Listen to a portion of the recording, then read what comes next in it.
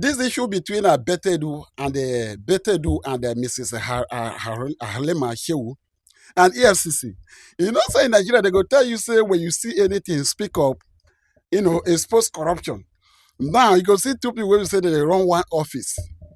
You see these two people, Betta Edu, you will see on my screen, shining teeth.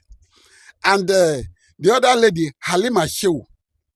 This individual, they are running an office in case, if you say you don't understand the office, this office called NSIPA.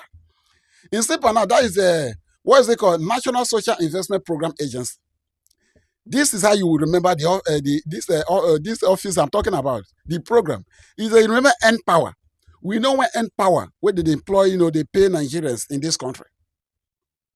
This agency, they set them up under Muhammad Buhari. Then until under this Tinubu's regime, or even beyond the Buhari, because I know say NPower was under Buhari that I understand. Even when they give people iPad, or even let's say even dated let's say NPower itself even dated beyond the Buhari's regime. I think so. This organization, I believe it might even dated beyond the Buhari's regime. But get what happened between these two individuals. One will expose each other. The other one say you want to go expose each other. As in they run, the other one still move. Both of them were two ladies running the same office. Betta Edu, the minister of this agency. Then this Miss Halimah Shehu, the CEO. They were trying to operate. This one is trying to operate on top of each other, and both of them at the center expose themselves. And you know the funny part? One first go expose the other one, the CEO. Then the other one went. But the CEO they one side. Now the what? The minister they one side, Betta Edu. But at the CEO, now EFCC still they chased it today. Look at the headline. Halimah Shehu gave EFCC all the evidences, allegations she made against Betta Edu. Yet Betta Edu doesn't even have a case in court. She has never been arrested for one day, but the revelation caused Halimah Shehu her job. Maybe she should name what? Adiza Shehu Olaruwaju. Maybe she would have gotten just okay, this say she would have changed her name to this Adiza Olaruwaju Shehu. Now, this is what happened. You can say a tweet from P2B. Look at this tweet.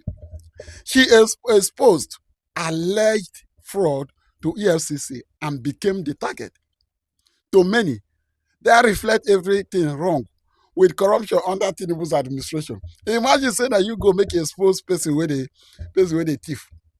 Now you can later the first investigation, so on and so forth. Nobody only say you lose your job. You lose your job. Now you EFCC still they investigate. Now here has speak. This one nobody say go come. To help our country. The EFCC has investigated me. Okay. The EFCC has investigated me. I helped them to do their job while I was in office. I did a whistleblowing. I gave them documents and I gave them facts. In all of this matter, what I'm trying to let Nigerians understand that there are facts. And facts don't lie. What facts? Can I ask you? What facts have you given to the EFCC? What documents have you given to them to aid this case? Because we've not seen anything as regards. What documents have you given to them? Well, everything to exonerate me from the false allegations, which are transfers, and everything to show them that there were violation of laid down financial structure from the office of the accountant general to the ministry. Do you understand? To the payment of the 3 billion naira leftover of COVID-19 funds to 11 accounts, all without my authorization, consent, or approval. How come all the reports I gave to EFCC didn't matter? How come I made... Now, make I break down this case. This matters for you to understand. Now, this is Halimah Shehu. She is the CEO of this organization. This called a National Social Investment Program Agency. Remember, like I said before, if you remember NPower that time, we said that the people that should around 100,000 or whatever amount, where they even give some people iPad them. Now, she is the CEO. Betta Edu is the minister. Now, what is happening, according to Halimah, Ms. Halimah Shehu said, he go now be CEO, we're supposed to the authorized transactions. they make payments. But on top of her own agency where she be CEO, Betta Edu will be the minister. Now she go they make authorization, they disburse funds under the organization where she they manage. Where she can't notice all those things. And remember, because say they authorize money, as in they authorize money under that agency. Remember, if they were investigate, now she be the CEO of that agency, which means now she authorize those money, no be Betta Edu. When she can't notice all those things, she said no, that this thing won't continue to happen. Now she be the CEO. They continue to do this. Then tomorrow, they go say that she, authorize all those money. Because any money where the minister they authorize, she don't know how the money, she don't know where they authorize and go. They don't know whether those money are normal human being, have been a cartoons them, have been a robot and they pay. When she tried to block all those things, with minister begin to get issue. Then she decided to what? File a report. First of all, she said the money, about 400 and something million money, where they say she diverted. She said because as a result, say the minister they move money without her knowing. Then she decided to what? Move those money out of the account because already they don't want authorize disburse so many money, share so many money without her being aware, without her being signed. Imagine say person they sign money, what do you say about they sign? At the end, if they check and they go say now all those money where EFCC don't they trace them, they go say now you run all those street. So she decided to, file a report to EFCC. Now the remaining money where those account where the Betta Edu the minister from the move, she decided to move the money to a separate account. Now that thing, now they take the whole till now.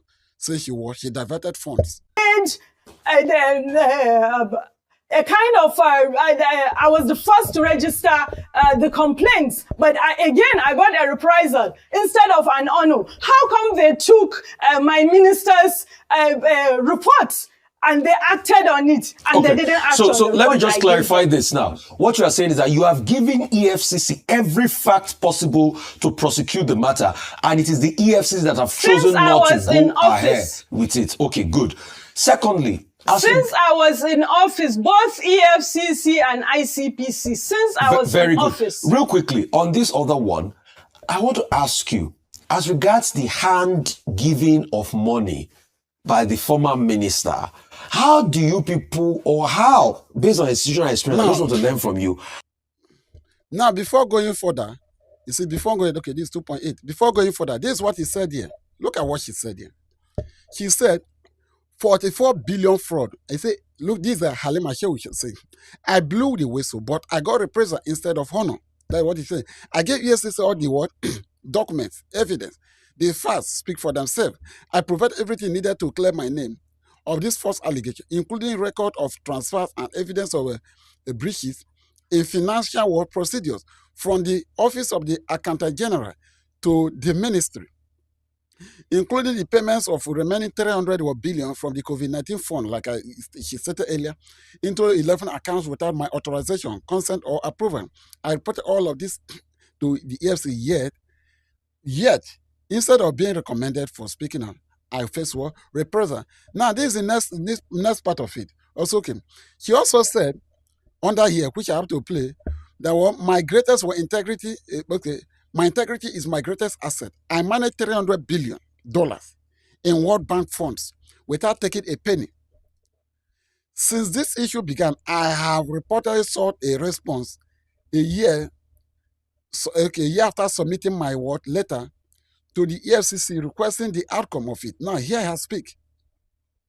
This is a very serious case.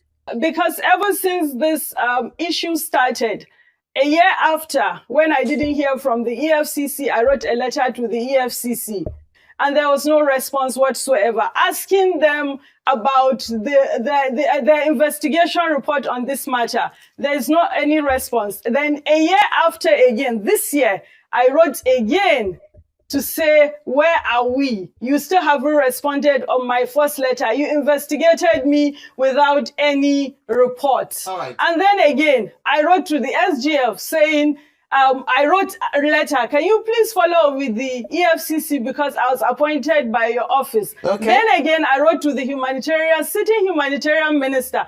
And I wrote to the president even before the open letter because no one seems to respond to me. My integrity is my asset. It's Absolutely. the legacy I carry all around. I have a verifiable track record of managing 300 million World Bank funds. I've never taken a penny of anyone. I have worked for 10 years in the bank. Okay, I have managed a branch with billions of naira. Okay, ma'am. And, you know, this has touched on my integrity. All right. That's why I'm pleading with the president to intervene, All right. let them clear my name. Okay. I'm not saying I am perfect. There may be administrative lapses, but I am not corrupt and I did not take the funds of the poor and vulnerables for... Now, you see this woman, this case of this woman, now the thing what they're going through in Nigeria, they say speak up. If somebody is trying to, run an office without being corrupt, but person where they're ahead of him, say, Miss Madam, you must be corrupt too. Because this one are by force, try to force an individual to be bad, where the individual said no. And the funny part, according to the story of this woman, now she first lay allegation, they no follow up on her own. Instead, now they go through court case. What the EFCC is supposed to do, not be they go through the document. She said an authorization, withdrawals, movement of money has been going under her nose. Money that she not approve. This woman said no. Well, what do I go do? When I go shake that thing, whether not true, say whether money they move, that she's supposed to authorize, where she not authorized. That resulted her moving away the remaining amount of money to a separate account to make sure, say yes, the minutes are not touched. But instead, now they go through what? Now they go through court case. Now EFCC, they stop. That the papers, because you remember, aside from my own, even Betta Edu still have a case of 385 million. Where say she still moved to a private account for a project that she's not supposed to move. She still have her own issue aside from this. So let's see what she have on this video. So when the matters were above me, the financial control violation.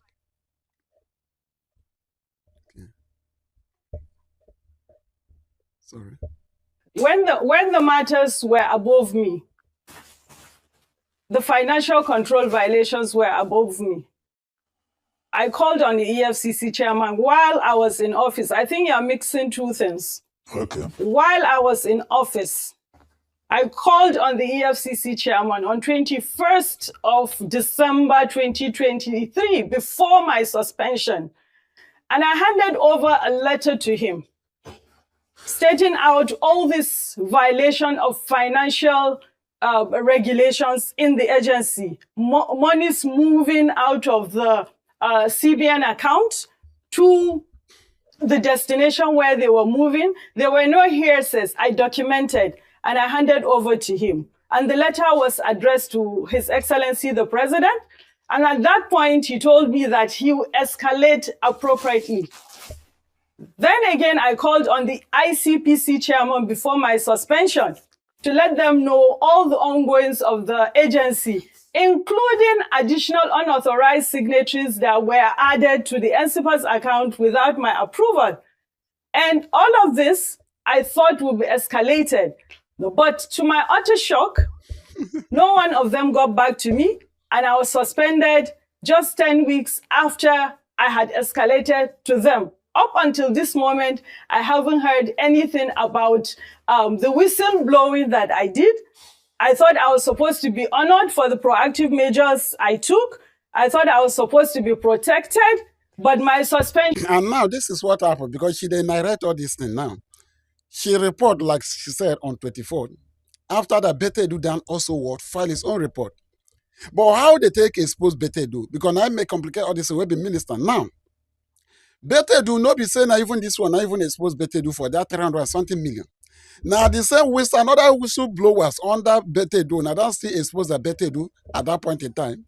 So let her keep on going. Came on what? Transfer of 44 billion into private account which until this moment, I'll tell you, there are false allegations against Halimah Shehu. I never transferred 44 billion to any personal account, and the EFCC never recovered a penny from my personal account or from my family's or from any of my friends' personal account. These are transactions from CBN Copper account to where?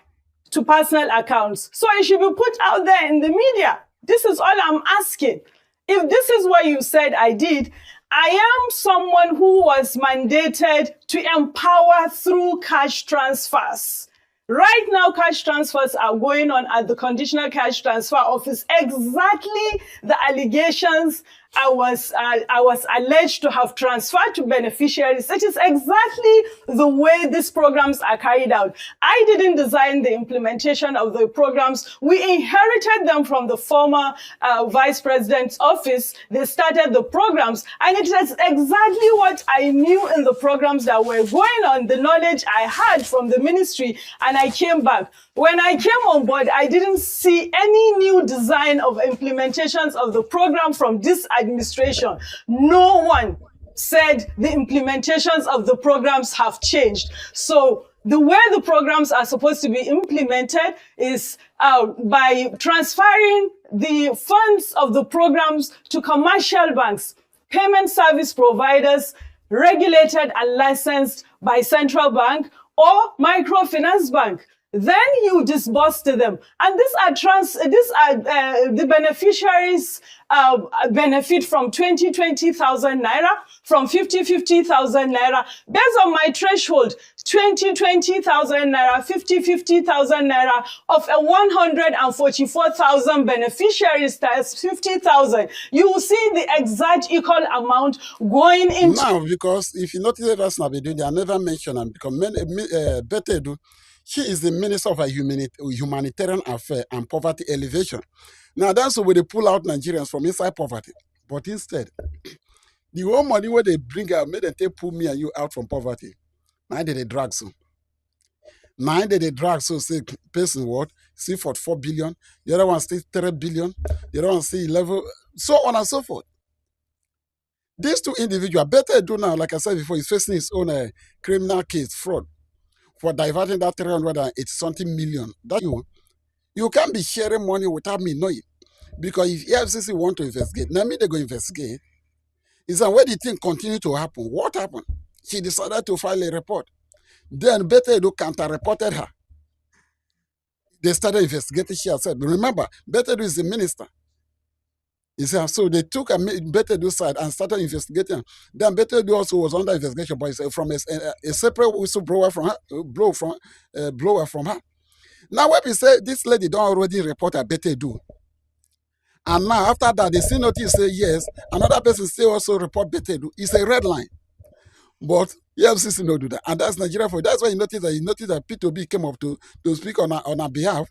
You can see this tweet by P2B. You can see it at the top here because it was P2B that made this tweet at the top. Okay, he exposed alleged fraud to the EFCC and became the target to many.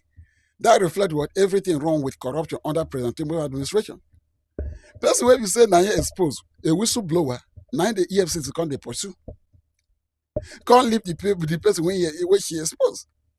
And that's to tell you. Imagine other individuals in this country. Let's say you are a director of any agency and the minister that is above you is doing some activities that are irregularities, trying to move on, all those things. Where we say you go implicate you know go say man to talk. Because this is teaching Nigerians that speaking up against corruption, you'll be the one to enter trouble instead of the place where we say, instead of the place where you exposed. Like exactly, you can see what happened with this PFIPC. It says the stories and they turn upside down. Look at this lady, see her crying. She said she not take anymore. She don't detail her. She see the Minister of the Humanitarian Affairs and Poverty Elevation, what's the elevator from poverty. He still said that they make payment about 11 accounts. Where say she not authorize them. She call, why not they do this thing? Now maybe the CEO, if they want to track this money, now maybe they go track and back, send me authorize, even when I'm not to. No one has stopped these things. They continue to do. What happened? She decided to move the remaining money out of the account. So that minister no go fit touch them. Minister can't go file report from there, and she can't enter trouble. And that's Nigeria for you. Remember, like I always say, this is the first time coming across my plan. Please hit that subscribe button like, comment, and share.